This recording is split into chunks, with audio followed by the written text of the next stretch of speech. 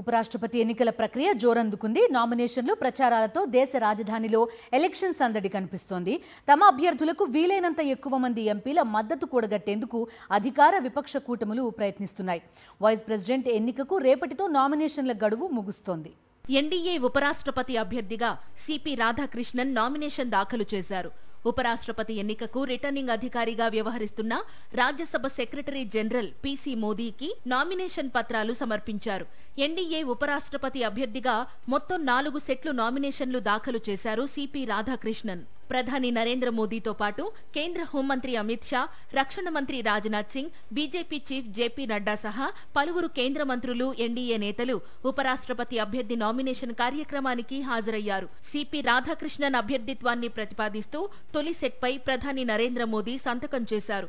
మిగిలిన సెట్లపై ఎన్డీఏ ప్రతినిధులు సంతకాలు చేసి తమ మద్దతును తెలియచేశారు. ఎన్డీఏ ఉపరాష్ట్రపతి అభ్యర్థిగా నామినేషన్ దాఖలు చేసిన సిపి రాధాకృష్ణన్ ఎన్డీఏ కీలక పక్షాల నేతలను కలిసి మద్దతు కోరుతున్నారు. మాజీ ప్రధాని జేడీఎస్ అధినేత దేవేగౌడతో ఆయన మర్యాదపూర్వకంగా భేటీ అయ్యారు.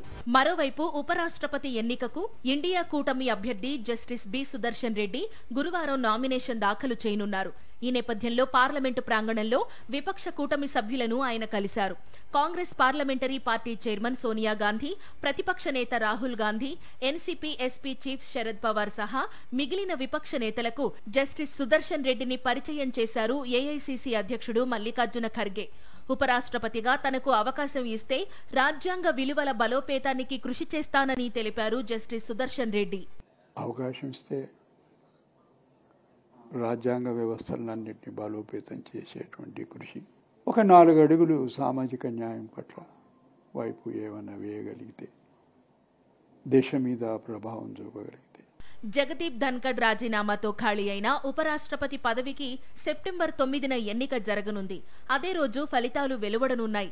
సంఖ్యాబలం ప్రకారం ఎన్డీఏ అభ్యర్థి సిపి రాధాకృష్ణన్ గెలుపు లాంఛనం కానుంది. అయినప్పటికీ గట్టి పోటీ ఇచ్చేందుకు ఇండియా కూటమి కసరత్తులు చేస్తోంది.